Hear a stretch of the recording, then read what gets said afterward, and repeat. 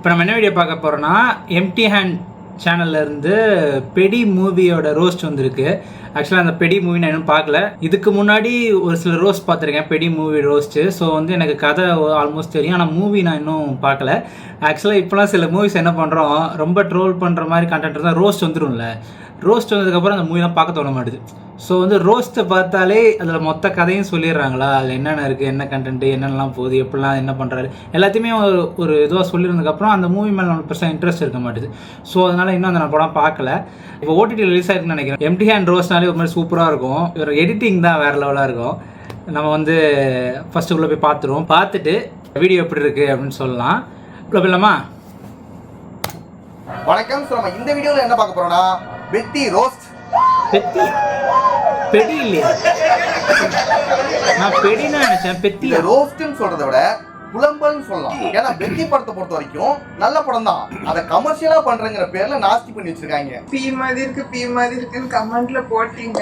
போட்டதுக்கு அப்புறம் எனக்கே இதை பார்த்தா பீ மாதிரி தான் இருக்கு.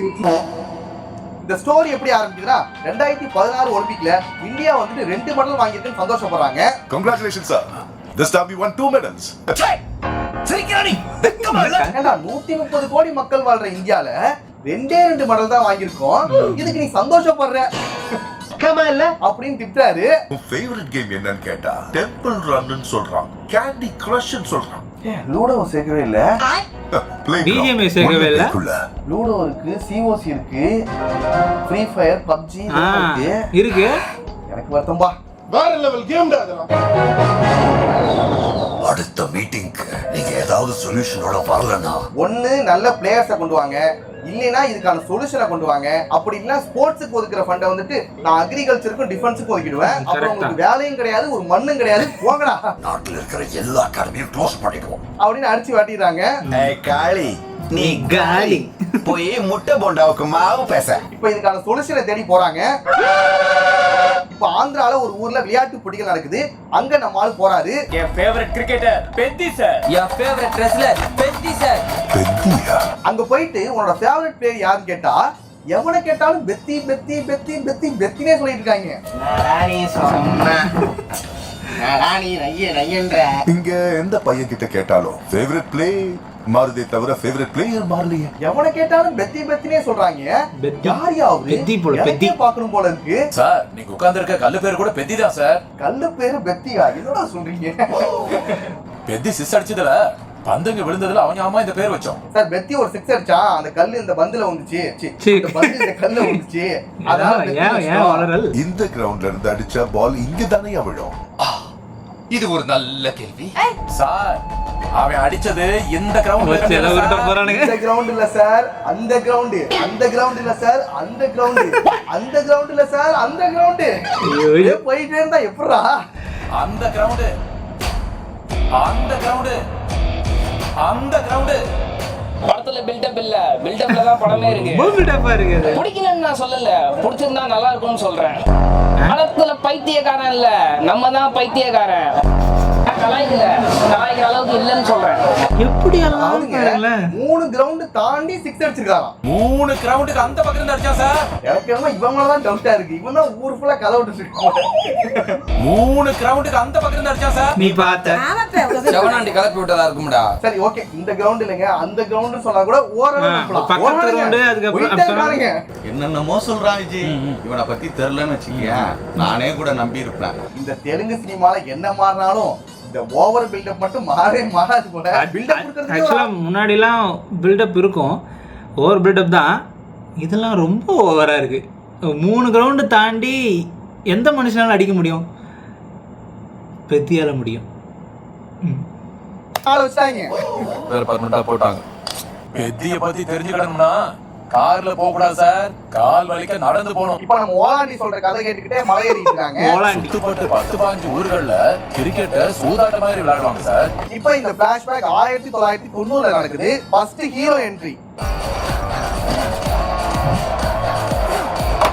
பெத்தி எப்படிப்பட்ட ஒரு ஆட்டக்காரனா, அவன் பேட் எடுத்து அடிக்க ஆரம்பிச்சா அந்த ஷாட் கிரிக்கெட்டே கிடையாதா. இப்ப நிறைய படங்கள்லாம் பார்த்து பில்டப் நமக்கே வராது. இவன் பேசி என் மூளை இவனுக்கு ஃப்ரெண்ட் ஆயிருச்சு.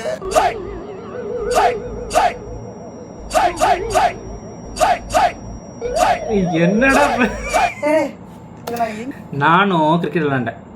இந்த லாஸ்ட் சாட்டர்டே விளாண்டேன். இந்த வீடியோ எனக்கு தெரிஞ்சு இப்போ சண்டே நான் எடுத்துகிட்டு இருக்கேன். மேபி மண்டே ரிலீஸ் ஆனால் நான் சாட்டர்டே வந்து கிரிக்கெட் விளாட்றேன். அந்த பேட்டை எடுத்து சுற்றுறேன். மொத்தம் 2 ஓவரு அந்தளவுக்கு விளாண்டுருப்பேன். ஒரே ஒரு 6 தான் அடித்தேன். ஒரு 2 ரன் எடுத்துருப்பேன். கை வலிக்குது, விளையாட தெரில.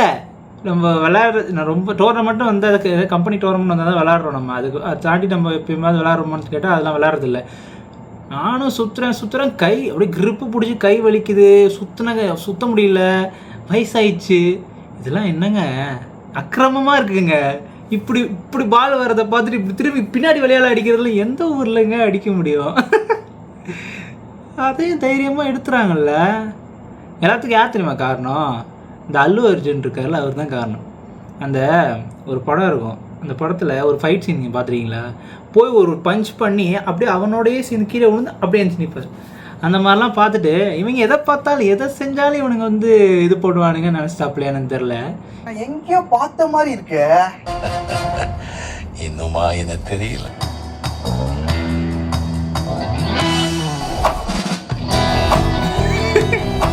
இந்த சோட்டா கிரிக்கெட் மேட்ச் நடக்கும்ல, அதுல அடிக்கிற ஷாட் தானே இது. அதே டெய்லர், அதே வாடகை. என்னடா இது மேனேஜ் செஞ்சு இப்ப என்ன சொல்ல வரானே தெரியலடா. அடுத்து ஹீரோயின் என்ட்ரி. இந்த படத்துல ஹீரோயின் எதுக்காக வச்சிருக்காங்கன்னா கிளாமருக்காக மட்டும்தான்.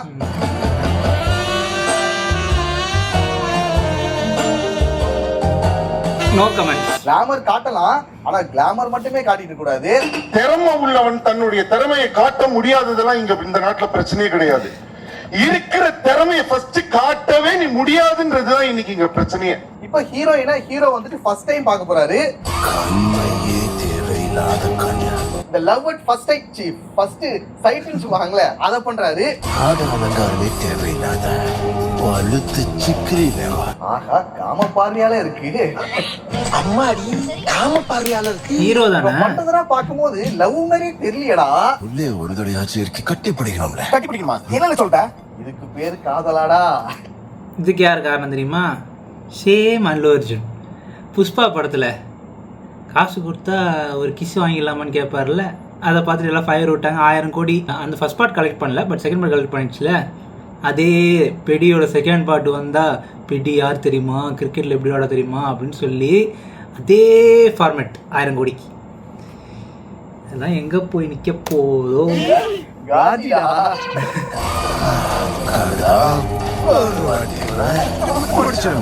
என்னடா இப்ப நம்ம ஹீரோ காஜி ஹீரோ இல்ல வில்ல போய் அந்த ஹீரோனை ஃபாலோ பண்ணிக்க போறாரு.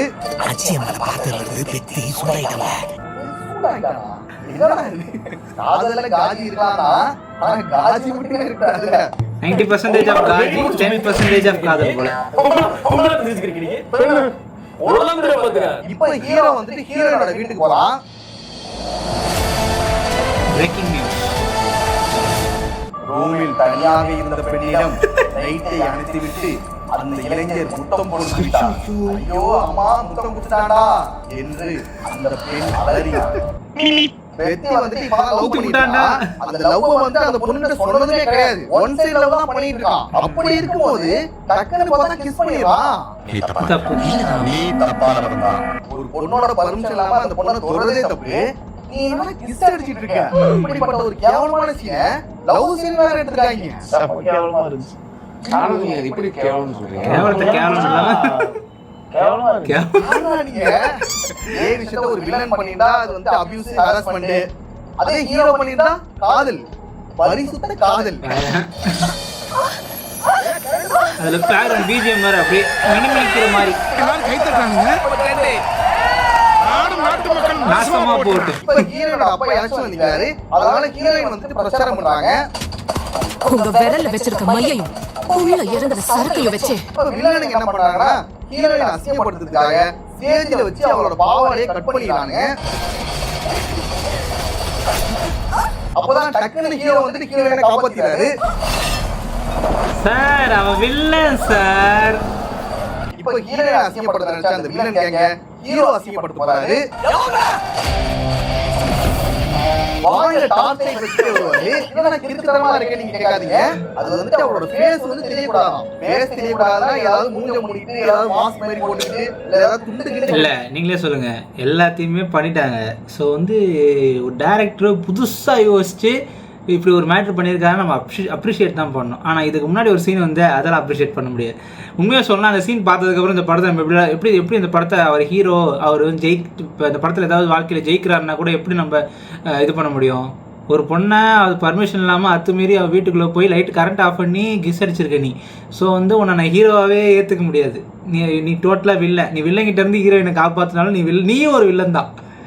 ஸோ இது வந்து டேரக்டர் அந்த இடத்துல கோட்டை விட்டார். அந்த சீனை மட்டும் அவர் கட் பண்ணிவிட்டு இந்த சீன்லாம் வந்திருந்ததுன்னா மேபி வந்து பார்க்காமலே சொல்கிறேன் நல்லா இருந்திருக்கும் கொஞ்சம். போலாம். இந்த கரை படத்துல தனுஷ் கூட பண்ணுவார்ல, அந்த மாதிரி கூட போகலாம்.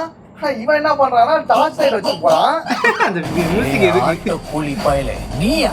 அப்புறம் பேச ஈஸியா கண்டுபிடிச்சிடாங்க. இதுக்கு நீ சும்மாவே போயிருக்கலாம்டா. மாறுவேஷத்துக்கு உண்டான மரியாதை போச்சேடா உங்களால. பொசுக்கு லைட் ஆன் பண்ணிட்டாங்க. பாவாட நாட வார்த்தை செருக்கு உடை. வில்லன் கேங் பண்ணது ஒரு கேவலமான விஷயம் தான். ஆனா அதுக்கு முன்னாடி சீன்ல நீ பண்ணது அதேதானே. நீ நல்லவன், நான் கெட்டவன். இது தப்புன்னு தெரிஞ்ச உனக்கு அது தப்புன்னு தெரியலடா. நீயும் நல்லவனும் கிடையாது, இவனும் நல்லவன் கிடையாது. Correct. ரெண்டு பேருமே நான் எதிர்க்கவே சொல்றேன். வெத்தி வந்துட்டு ஒரு மலை கிராமத்தை சேர்ந்தவரு. அந்த ஊருக்கு வந்துட்டு ஒரு பேரே கிடையாது. ஒரு மலைக்கு கீழே இருக்கிறதுனால எங்களை எல்லாரும் மலையடிவாரத்துக்காரங்கன்னு சொல்லுவாங்க. அங்க வாழ்ற மக்களுக்குமே எந்த ஒரு ப்ரூஃபும் கிடையாது. இந்த ஓட்டர் ஐடி, ரேஷன் கார்டு எந்த ஒரு ஐடியும் கிடையாது. அது என்ன காரணம்னா எங்க ஊரு பேரே நம்ம கவர்மெண்ட் ரெக்கார்ட்ல இல்லைங்க சார். அப்பள சூரியாக ஜெகவதி பாபு வராரு. இதுக்காக அப்பள சூரி என்ன பண்றாருன்னா அந்த கிராம வழியா ஒரு ட்ரெயின் ஒண்ணு போவோம், அந்த ட்ரெயினை நிப்பாட்டுறதுக்கு முயற்சி பண்றாரு. பொறுப்பு இறப்பு செய்தி தெரியலனாலும் போக்குவரத்து சௌகரியம் இருக்கணும்ல. இப்படி இருக்கிற அந்த கிராமத்துல ஒரு போக்குவரத்து வசதி வந்துச்சுன்னா அந்த ஊருக்கு எல்லாமே கிடைக்கும், எல்லா அடிப்படை வசதிக்குமே நடக்கும் அப்படின்ட்டு நம்ம அப்பள சூரி நம்புறாரு. சூர்யா கடைசியில டிராக்ல போய் நின்னுடுவாரு. அப்பயாச்சும் நிறுத்துவானுங்க பார்த்தா அப்பயும் நிறுத்தல, அடிச்சு தூக்கினானுங்க.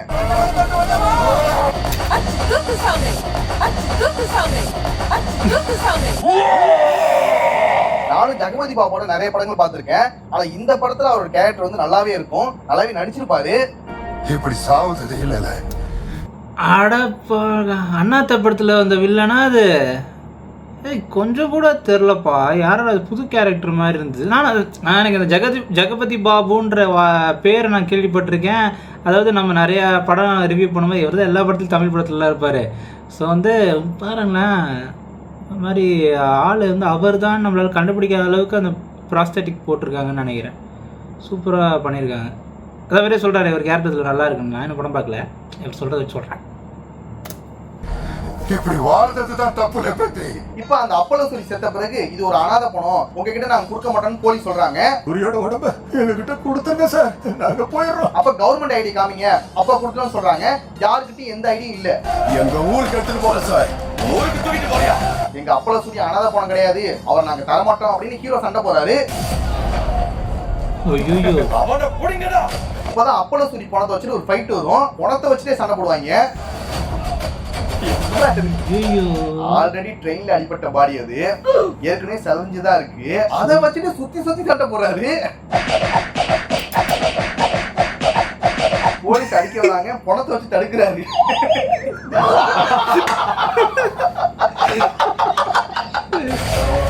சூரிய அழகா சிரிச்சிருக்காரு. ஐயோ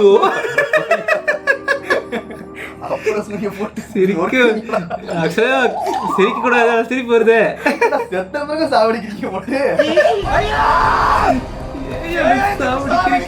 இப்பதான் ஹீரோ ஒரு முடிவு பண்றாரு, நமக்கு இந்த கிரிக்கெட்னா வேலைக்கு ஆகாது, குஸ்தியில இறங்கலாம் அப்படின்னு குஸ்தியில குதிச்சிட்டாரு. நீங்க கத்து கொடுக்கிற குஸ்தி எங்க ஊருக்கு அடையாளத்தை கொடுக்கணும். இதுக்கப்புறம் இந்த படம் சார்பட்டா பரம்பரையா மாறுது. நம்ம ரங்கவாத்தியாரா சிவராஜ்குமார் வராரு. இன்னொரு விஷயம் என்னன்னா, இன்னும் இவன் கதை கேட்டுட்டு இருக்கான். இன்னும் எவ்வளவு தூரம் நடக்கணும்? 2 கிலோமீட்டர் கதை கேட்டுட்டே நடந்து வந்துட்டு இருக்கான்.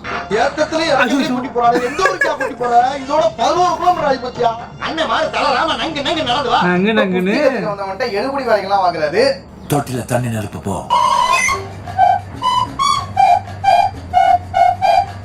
பல பல நாட்கள் ஆகியும் எடுபடி வேலை மட்டும் தான் செய்யறானே தவிர குஸ்தி கத்துக்கிற மாதிரி தெரியல. அதுக்குன்னு நேரம் கிடக்கு வெளியே லோடு வந்துருக்கு போய் இப்போ நமக்குன்னு ஒரு ஆள் சிக்கிட்டா இவனை வச்சு எல்லா வேலையும் முடிச்சிருவான். இது அந்த அது பேர் என்ன, அந்த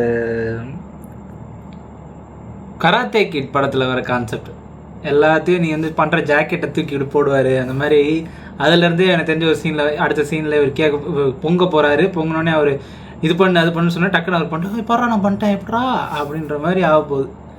ப்ரிடிக்டபிள். எல்லா வேலையும் செய்வேன். எடானா எடுப்பேன், புறானா பிடிப்பேன். நான் வந்து ஒரு துடுப்பு மாதிரி. அதான் எனக்கு எப்பவுமே இதே திருப்பா நின்றுட்டே இருப்பேன். எடுப்பு துடுப்பு பயலுகடா, எடுப்புடி பயலுகடா. இடையில கத்துக்கலாம்னு பார்த்தா விடவும் மாட்டான். நீ கத்துக்கிட்டா யாரா வேலை செய்யுது? இருக்கியா போறியா? ஒரு நாள் பெத்தி வந்து கடுப்பாயிட்டான். வந்த பிறகு எடுப்படி வேலை செய்ய வைக்கீங்க. ஆகா உண்மையை கண்டுபிடிச்சானா?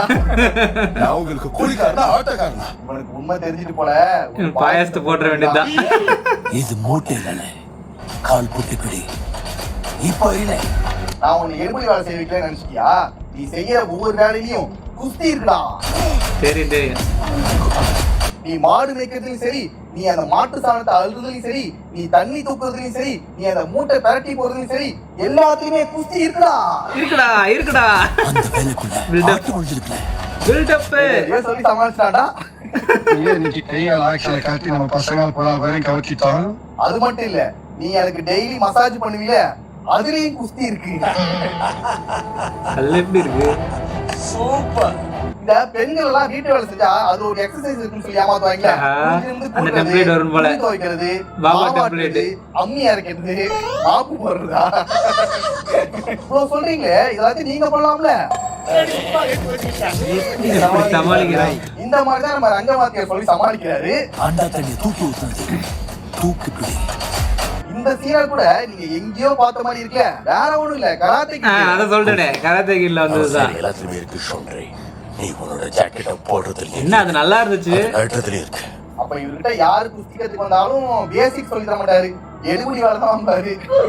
என்ன பண்றது, எல்லாம் தலையெழுத்து. நல்லா வாங்கிட்டு அப்புறம் பொங்கும் போது இதெல்லாம் சொல்லி சமாளிச்சிடுறது. அப்பா ஒரு பிரேக் எடுத்தாச்சு. காலையில ஆரம்பிச்சது, இப்ப நைட் ஆயிடுச்சு. இந்த படத்தை முடிக்கிறதுக்குள்ள செத்துருவோம் போல. உன்னை புடிச்சது விடாது, தொத்திட்டு பின்னாலே வரும். வந்துச்சு சாமி. இப்ப குஸ்தி நல்லா கத்துக்கிட்டு போஸ்னா கொடுக்க ஆரம்பிச்சிட்டான்.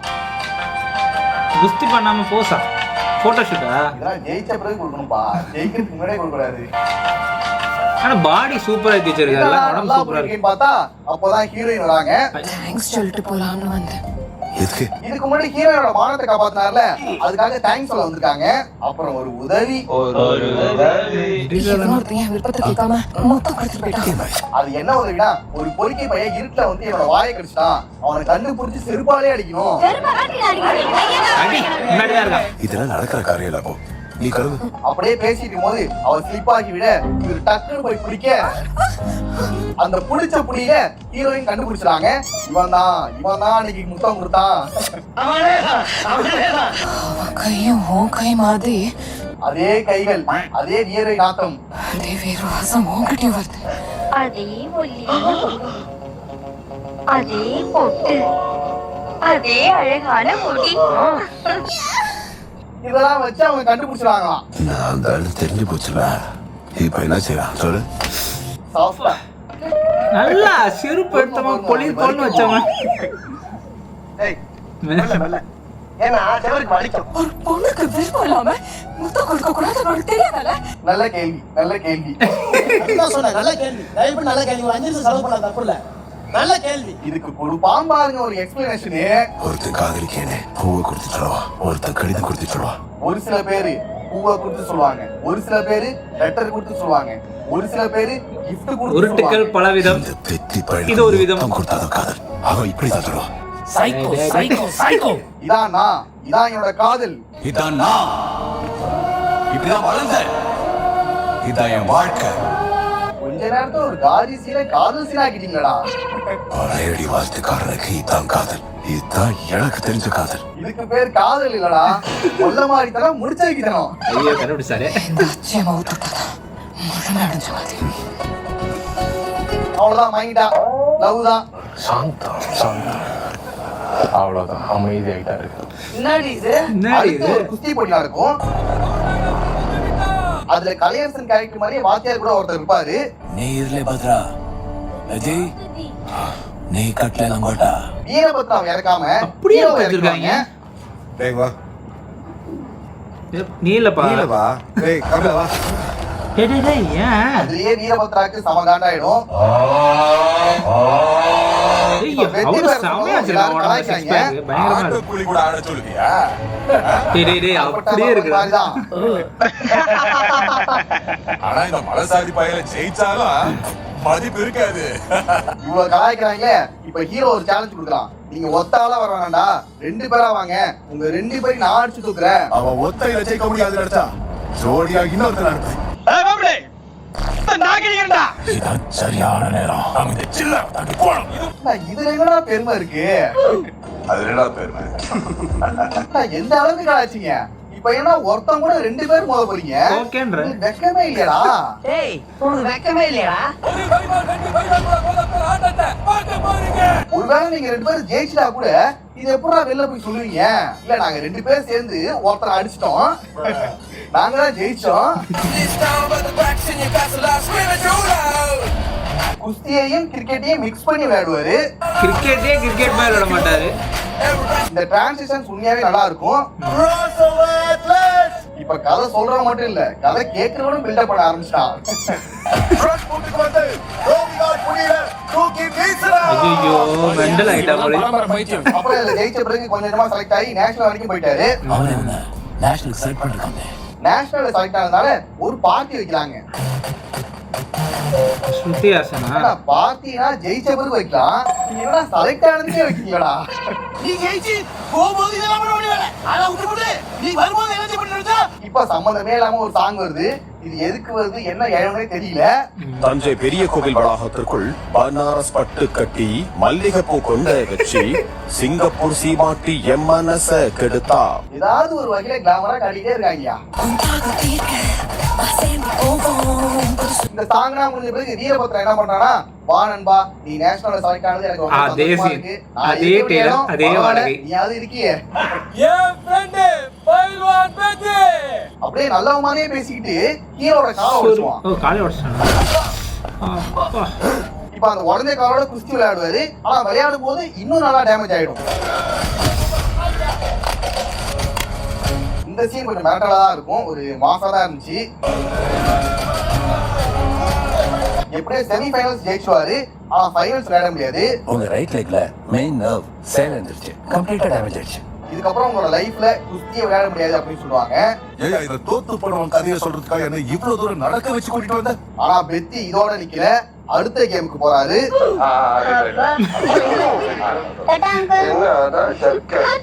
இந்த தடவை அவன் தேர்ந்தெடுத்த விளையாட்டு என்னன்னா ஓட்டப்பந்தயம். எனக்கு என்றே கிடையாதுடா, என்னோட அடுத்த எய்ம் நயன்தாரா. அது அவரோட காலை அவரே வெட்டிக்கிட்டு பாராலிம்பிக்ஸ்ல கலந்துப்பாரு. இப்ப சொல்ல கேட்டுக்கிறேன் சார், என் ஃபேவரட் பிளேயர் கூட பெத்தி தான் சார். இந்த படம் கிட்டத்தட்ட 3 மணி நேரம் ஓடும். இதுல ஃபர்ஸ்ட் 1 hour கிரிக்கெட், அடுத்த 1 hour குஸ்தி, கடைசியா இந்த ஓட்டப்பந்தயம். தோத்து போனதோட செலல சார், தோல்வியை தோக்கடிச்ச செல. ஏய் அவன் சும்மாவே பில்டப் கொடுப்பான்டா. இப்ப சும்மாவா விடுவான்? இதுக்கடையில நம்ம ஹீரோயின் வேலை பார்ப்பாங்க. இல்ல பாத்திருக்கேன் தயாரா இரு. ஹீரோயினோட வீட்டுல உள்ளவங்க பெத்தியை கல்யாணம் பண்றதுக்கு ஒத்துக்க மாட்டாங்க, அதனால வேற மாப்பிள்ள பார்ப்பாங்க. அப்ப ஹீரோயின் வந்துட்டு கல்யாணம் பண்ணிப்பாங்க. அது எப்படிப்பட்ட கல்யாணம்னா அவங்களுக்கு அவங்களே தாலி கட்டிப்பாங்க. என்னடி இது? என்னவா? எப்படியோ ஒரு வழியா இதுல கலந்துக்கிட்டு ஹீரோ ஜெயிச்சுவாரு. கிளைமேக்ஸ்ல தாண்டா ஒரு பெரிய காமெடி நடக்கும். இது வரைக்கும் அவனோட சாதி பேரை சொல்லி அசிங்கப்படுத்துற எல்லா சாதி வீரனும் ஒரே டைம்ல நல்லவன் ஆயிடுவானுங்க. எங்க கிட்ட கூலி வாங்கி போடுக்கிற எச்சக்கலை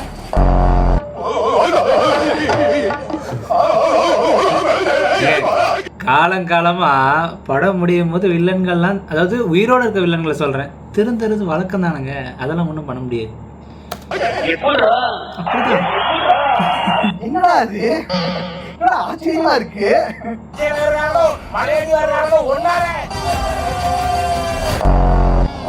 ஜாதி பசங்க இல்லைங்களே இப்படிதான் கடைசியில நல்லவங்களா மாறிடுவாங்க. எக்ஸாக்ட்லி. பிள்ளைங்களே இப்படிதான் கடைசியில நல்லவங்களா மாறிடுவாங்களா. படம் முழுக்க கெட்டவனா இருந்துகிட்டு கிளைமேக்ஸ்ல வந்து நல்லவனா ஆயிடுவாங்களா? டேய் போதுடா. இந்த படத்தை போய் ஃபர்ஸ்ட் ஷோ பார்த்தேன்ல, என்ன நானே தூக்கம் வருமாப்பா. ஒரு வழியா வெத்தி ஜெயிச்ச பிறகு அவன் ஆசைப்பட்ட மாதிரியே அந்த ஊருக்கு ஒரு ரயில்வே ஸ்டேஷன் வந்துட்டு, அந்த ஊருக்கு ஒரு பேர் கிடைச்சிட்டு, அந்த ஊருக்கு தேவையான அடிப்படை வசதிகள் எல்லாமே கிடைச்சிருச்சு. எங்களுக்கு வாழ்க்கையே தொடங்குச்சு சார். இந்த படத்தை பொறுத்த வரைக்கும் இவங்க எடுத்துக்கிற சப்ஜெக்டா இருக்கட்டும், இவங்க சொல்ல வந்த கருத்தா இருக்கட்டும், நிறைய டயலாக்ஸ், நிறைய சீன்ஸ், அப்புறம் ராம் சரண் நடிப்பு இதெல்லாமே நல்லா தான் இருந்துச்சு. ஆனா கமர்ஷியலா பண்றங்கிற பேர்ல ஓவரா பண்றாங்க.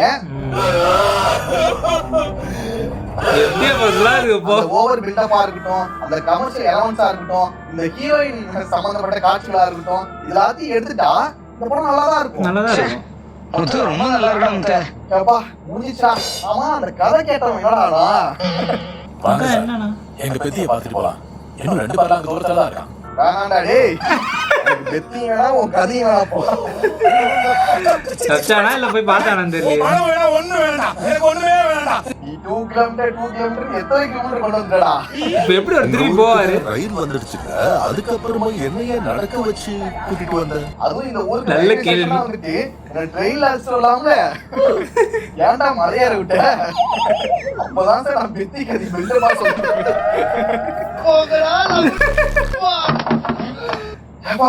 போதும்டா, இதெல்லாம் முடிச்சுக்கலாம். நெக்ஸ்ட் ஒரு வீடியோல பார்க்கலாம். வீடியோ சூப்பராக இருந்துச்சு. ஆக்சுவலாக படத்தோட கோர் கான்செப்ட் நல்லா தான் இருக்குது. மூணு ஸ்போர்ட்ஸில் வந்து போயிட்டு ஒவ்வொரு ஆனால் உண்மையாக சொல்லலாம் ஃபஸ்ட்டு ஸ்போர்ட்ஸ் சொன்னார்ல கிரிக்கெட்லலாம் அவர் பெருசாக எதுவும் இந்த நேஷ்னல் லெவல் போன மாதிரி இல்லை. அது லோக்கல் கிரவுண்டில் தான் விளாண்டுட்டு இருந்திருக்காரு. ஸோ அதை நம்ம கணக்கில் எடுத்துக்க தேவையில்ல. ஆனால் இது குஸ்தி போட்டது வந்து அவர் அங்கே போயிட்டு அந்த நேஷ்னல் வரைக்கும் போயிருக்காரு. அது சூப்பரு. ஆனால் ரன்னிங் ரேஸ் ஓடுறதுக்காக காலை உடச்சிட்டாருன்னும் போது எனக்கே ஒரு செகண்ட் புரியல, என்னடா பண்ணுறீங்க அப்படின்ற மாதிரி தான் இருந்துச்சு. ஆனால் அதுக்கப்புறம் அந்த காலில் அந்த இதெல்லாம் வச்சு ஓடும் போது அது பார்க்க கொஞ்சம் நல்லா இருந்துச்சு. மேபி லாஸ்ட்டு ஒரு 15 மினிட்ஸ் கொஞ்சம் நல்லா இருக்கும்னு நினைக்கிறேன். எனக்கு இது இவ்வளோ நேரம் ஒரு கதை சொன்னதில் அது மட்டும் தான் எனக்கு கொஞ்சம் நல்லா இருந்த மாதிரி தெரிஞ்சுது. நல்ல வேளை நான் இந்த படத்தை பார்க்கல, கண்டிப்பாக எனக்கு தூக்கம் வந்திருக்கும் நான் நடுவில். அந்த மாதிரி தான் இவருக்கு கதை சொல்லும் போதே வந்து நிறையா தேவையில்லாத சீன்ஸ்லாம் நிறையா இருந்துச்சு. முக்கியமாக அந்த ஹீரோயினுக்கு கிஸ் கொடுத்த சீன்லாம் அதெல்லாம் ஏற்றுக்கவே முடியாது. இதே மாதிரி சீனை தமிழில் வைக்க சொல்லுங்களேன், அவ்வளோதான் கிளம்பிடுவாங்க எல்லாருமே. எப்படி அது எந்த ஹீரோ இருந்தாலும் சரி, தப்புனா தப்பு தான். ஆனால் அங்கெல்லாம் அந்த மாதிரி எதுவும் பெருசாக கண்டுக்க மாட்டுறாங்க. அது ஒரு சினிமாவாக பார்க்குறாங்க. அது ஒரு நல்ல விஷயந்தான். நம்ம அதை ரொம்ப பர்சனலாகவும் எடுத்துக்காமல் இது பண்ணலாம். ஆனால் சொசைட்டிக்கு வந்து நல்லதை சொல்லி கொடுக்கறது வந்து முக்கியம். ஸோ வந்து இந்த மாதிரி ஒரு ஹீரோ மெட்டீரியல் இல்லாட்டி ஹீரோவாக ஒரு படத்தில் இருக்காங்க, அவர் வந்து சாதிக்கிறத நம்ம காட்டுன்ற போது அதை எவ்வளோ நம்ம இது வந்து கரெக்டுன்னு சொல்லி நம்ம சொன்னாலும் அது தப்பு தான். அவர் இந்த நைட்டு வீட்டுக்கு போயிட்டு நம்ம எத்தனையோ படம் பார்த்துருக்கோம். இந்த மாதிரி ஹீரோயினுக்கே தெரியாமல் போகிறது, அங்கே போயிட்டு வந்து ஹீரோயினை சும்மா பார்த்துட்டு வர்றது, அவள் படுத்துட்டு இருக்க அழகு ரசிக்கிறது, அந்த மாதிரிலாம் பார்த்தா நம்மளுக்கு லவ் ஓகே அப்படின்னு தோணும். இந்த மாதிரி போய் அனுமதியே இல்லாமல் பண்ணிட்டு வர வேலையெல்லாம் வச்சுக்கிட்டா அது நம்மளுக்கு வில்லம் பண்ணுற வேலை தான். அது ஹீரோயினுக்கு தெரிஞ்சதுக்கப்புறம் டேய் அவன் பக்கத்தில் நின்னதுக்கே நான் அசிக்க போகிறான்னு சொல்லி செருப்பால் அடித்து கிளம்பிருன்னு நினச்சா அது ஒரு 5 நிமிஷம் 5 நிமிஷம் டைலாக்கே இதுவாகிடுச்சு. அதனால் ஏற்றுக்க முடியல. மற்றபடி தலைவன் எம்டி ஹேண்டோட வீடியோ வந்து எடிட்டிங்கு பிரிச்சுருவாப்பில், நல்ல லாஃபிங் ராய்ட் ஃபுல்லாக இருக்கும். இந்த வீடியோலையும் அப்படி தான் இருந்துச்சு, ரொம்ப பிடிச்சிருந்தது. தொடர்ந்து நம்ம ரியாக்ஷன் பண்ணிக்கிட்டே இருப்போம் வேறு ஏதாவது வீடியோவுக்கு. அதுக்கு முன்னாடி இந்த வீடியோவுக்கும் எனக்கும் ஒரு லைக் பண்ணுங்கள், கமெண்ட் பண்ணுங்கள், ஷேர் பண்ணுங்கள், சப்ஸ்கிரைப் பண்ணுங்கள். ஷிவி என்டர்டெயின்மெண்ட்டுக்கு நம்ம அடுத்து ஒரு சூப்பரான வீடியோவில் பார்க்கலாம்.